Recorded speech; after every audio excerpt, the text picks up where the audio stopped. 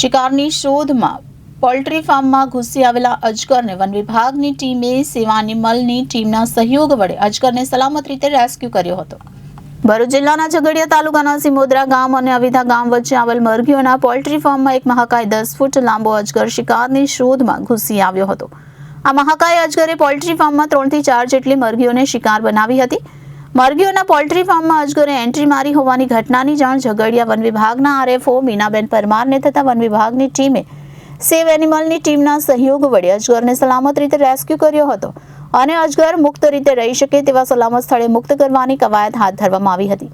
હાલ વરસાદી મોસમ હોય ઝઘડિયા તાલુકામાં સરીસૃપ જીવો જાહેરમાં દેખાવા લાગ્યા છે. તેવામાં ભરૂચ જિલ્લાના ઝઘડિયા તાલુકામાં આવેલ સિમોદરા અને અવિધા ગામો વચ્ચે આવેલા કેતન સોલંકીના મરઘીના પોલ્ટ્રી ફાર્મ હાઉસમાં એક મહાકાય 10 ફૂટ લાંબો અજગર શિકારની શોધમાં પોલ્ટ્રી ફાર્મની જાળીઓમાંથી ઘૂસી આવ્યો હતો. ફાર્મમાં આવ્યા બાદ અજગરે 3 થી 4 મરઘીઓને પોતાની પકડમાં લઈ શિકાર બનાવી હતી.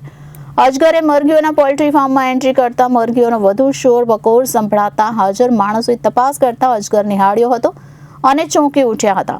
ફાર્મમાં હાજર માણસોએ આ ઘટના અંગે પોલ્ટ્રી ફાર્મના માલિકને જાણ કરતા માલિકે તાત્કાલિક ઝઘડિયા વન વિભાગને માહિતી આપતા વન વિભાગની ટીમે એનજીઓ ટીમના સહયોગથી ભારે જહેમત ઉઠાવી પોલ્ટ્રી ફાર્મના છાપરે ચડી ગયેલા અજગરને સલામત રીતે રેસ્ક્યુ કરી લીધો હતો.